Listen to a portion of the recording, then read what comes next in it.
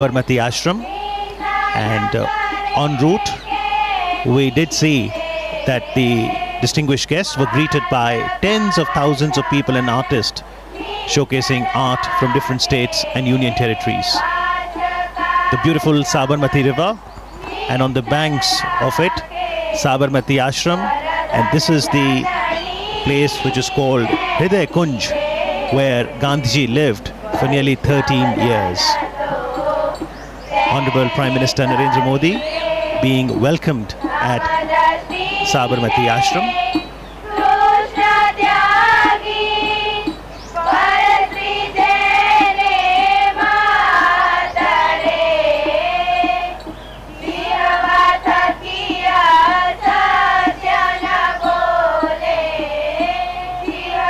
After working for 21 years in South Africa, Gandhiji returned to India in January 1915, and he chose to settle in Ahmedabad for a number of reasons.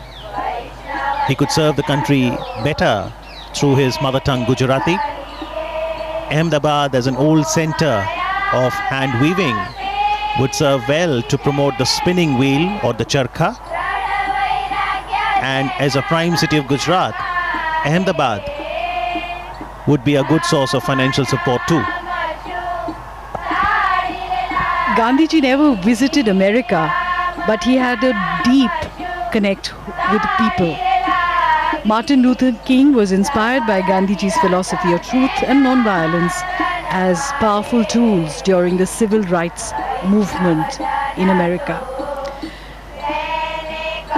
He said, when I go to other countries, I go as a tourist, but when I come to India, I come as a pilgrim. And this is the entrance to the Sabarmati Ashram.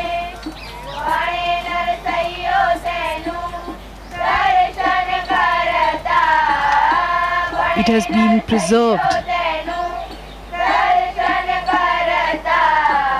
as it was during Gandhiji's time.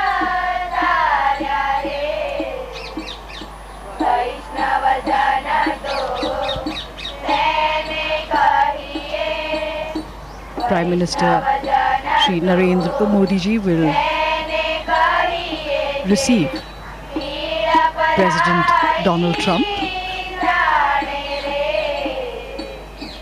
and the First Lady Melania Trump.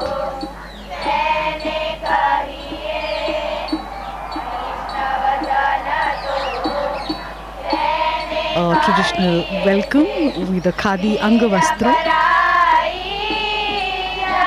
or a stole. The significance being explained here to the President and the First Lady.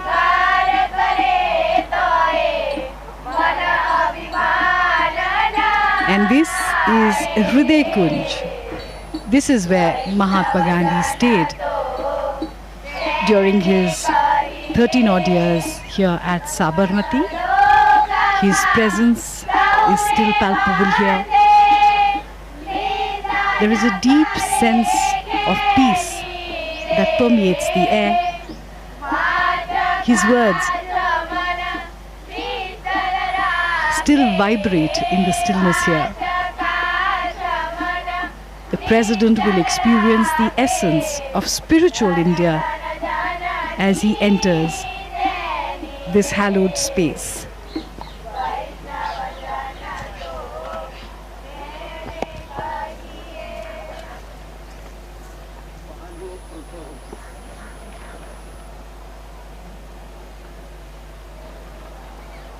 President Donald Trump and Prime Minister Modi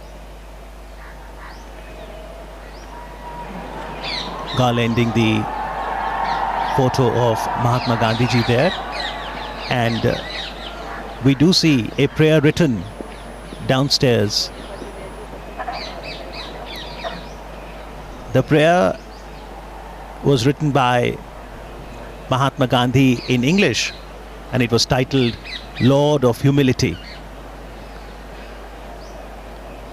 where he expressed, let us be embodiments of self-sacrifice, embodiments of godliness, humility personified, that we may know the land better and love it more. This is the meeting place where Gandhiji used to meet a lot of people.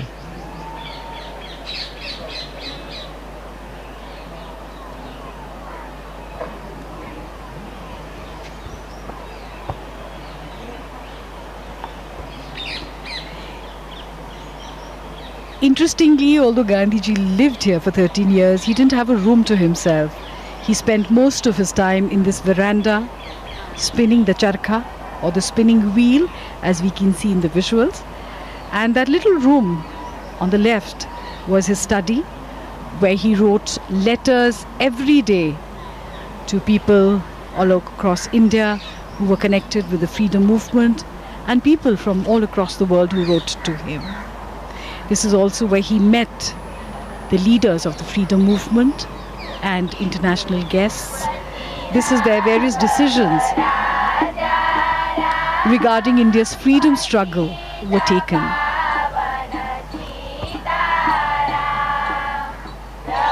It was while living here that Mohandas Gandhi came to be known as Mahatma Gandhi.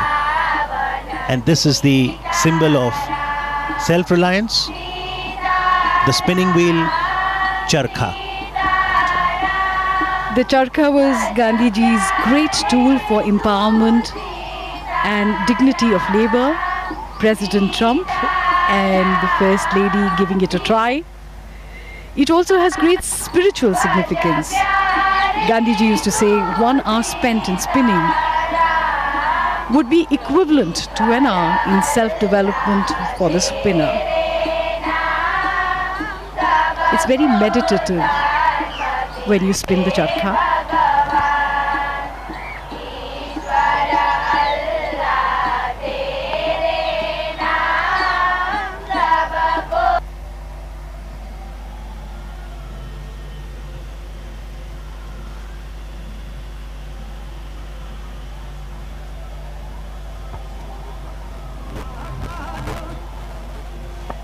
In the meanwhile, Motera Stadium is abuzz with excitement.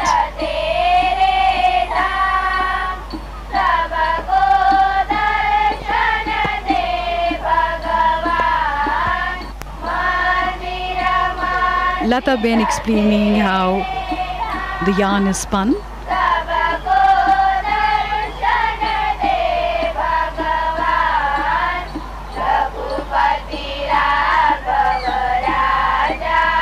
For most people, trying the charkha for the first time can be a little unnerving, but once you get used to it, you understand what Gandhiji meant when he called it the physical embodiment of his constructive program as a representation of Swadeshi, self-sufficiency, and at the same time, interdependence, because the wheel is at the center of a network of cotton growers, carders, weavers, distributors, and users. It also embodied the dignity of labor, equality, unity, as all volunteers were to spin each day, and finally independence was achieved.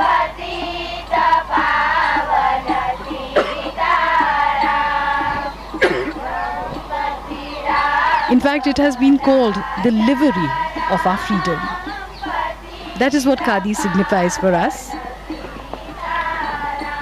A few moments of introspection, trying to absorb the essence of Mahatma Gandhi, his teachings, and his philosophy. It's hard to imagine, but this is exactly how the Mahatma would have sat here with his international visitors. He too had a great sense of humor.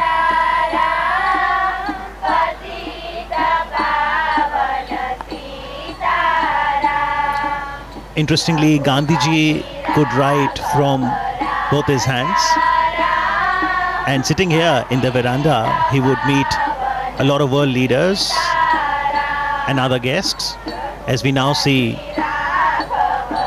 the special visitor today, the American President, Donald Trump, now penning his thoughts in the visitor's book.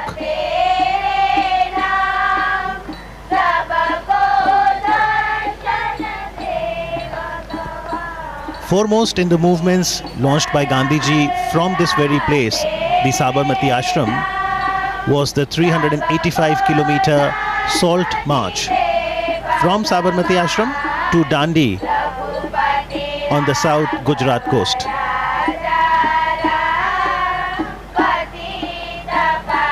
Interestingly, Gandhi Smarak Sangrahalaya, Sabarmati, is open on all days of the year, from 8:30 in the morning till 6:30 in the evening.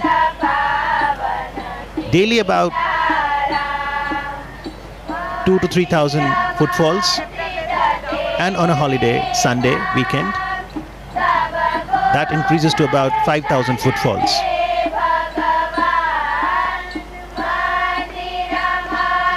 Mahatma Gandhi believed in an openness.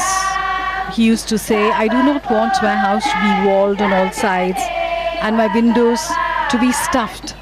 I want the cultures of all lands to be blown about my house as freely as possible. But I refuse to be blown off my feet by any. This perhaps is the openness that he talked about. The people of all cultures, all traditions came here. The three monkeys of Mahatma Gandhi: speak no evil, see no evil, hear no evil. These were originally given to Mahatma Gandhi by a Japanese monk, and they became an essential part of his philosophy. And those philosophies, Jasleen, are still very relevant and encourage each one of us to ensure that we imbibe the core values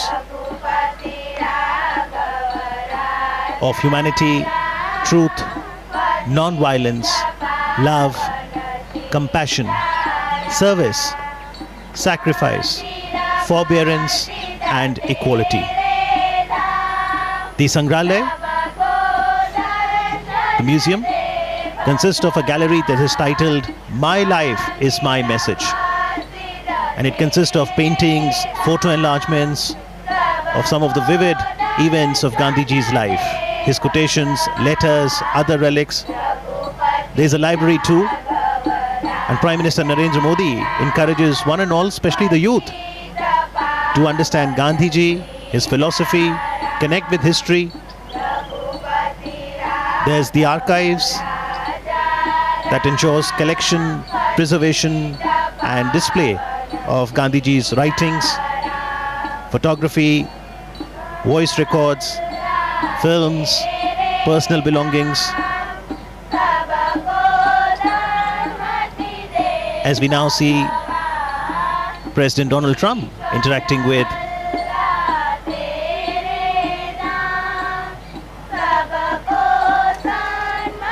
the members of the Gandhi Smarak Sangrahalaya, Sabarmati.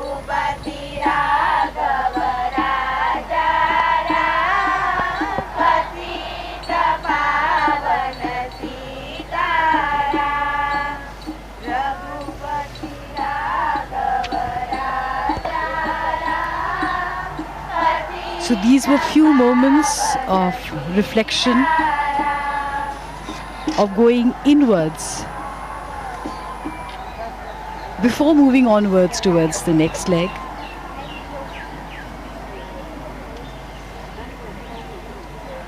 Mahatma Gandhi said that to find oneself, one has to lose oneself in the service of others.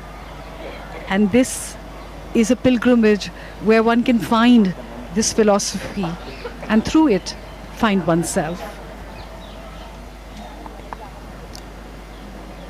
And now from the Sabarmati Ashram, the cavalcade will move to the new Motera Stadium.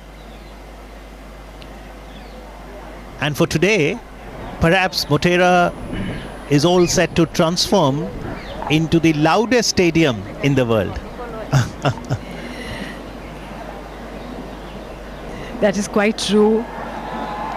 We've been hearing loud cheers emanating from the stadium. The President's daughter, Ivanka Trump.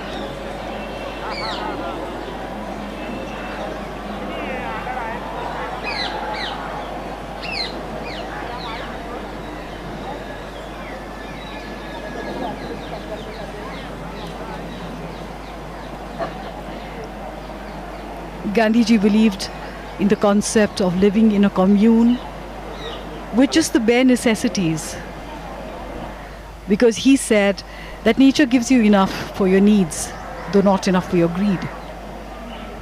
And this was the ideal living conditions that Gandhiji talked about.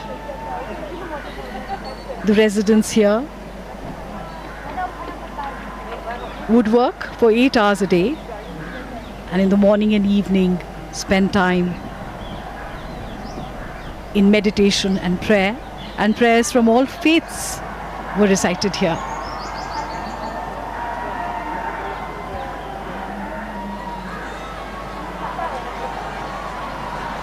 In fact, members of the ashram began their day by gathering to pray, and in the evening they returned to pray again and take stock of the day's activities. The entire environment, the trees, the calmness, the positive vibrations, the energy makes you feel very relaxed. And also, it sends a shiver down one's spine to think that this is exactly where Mahatma Gandhi lived. To breathe the same air that he once breathed is really special for the visitor. So whether it's the stillness one can experience at Sabarmati Ashram, or the loudest cheer that awaits at the Motera, it's an array of emotions that engulfs the life of a human being. Come to think of it, that is the essence of India, isn't it? We are the loudest and the most joyful when we celebrate our festivals with great color and a lot of music and dancing. And yet, when it comes to moments of reflection, we turn inwards. This is a part of life for most Indians. Despite the compulsions of modern day living.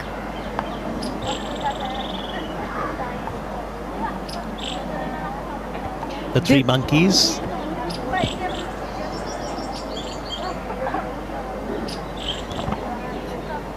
The three monkeys embody the very essence of Gandhiji's philosophy of seeing no evil, speaking no evil, and hearing no evil. So when you look for the good in others, you only see the good in others, which gets reflected in your own being. Because Gandhiji said we really are mirrors of each other.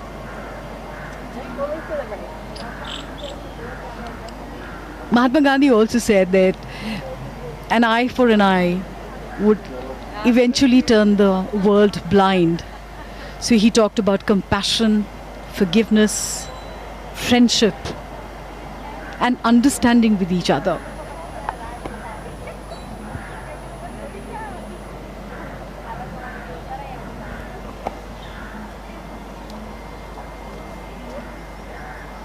To my great friend, Prime Minister Modi, thank you for this wonderful visit. It has been signed by President Donald Trump. Also, the First Lady Melania Trump has signed there. Exactly.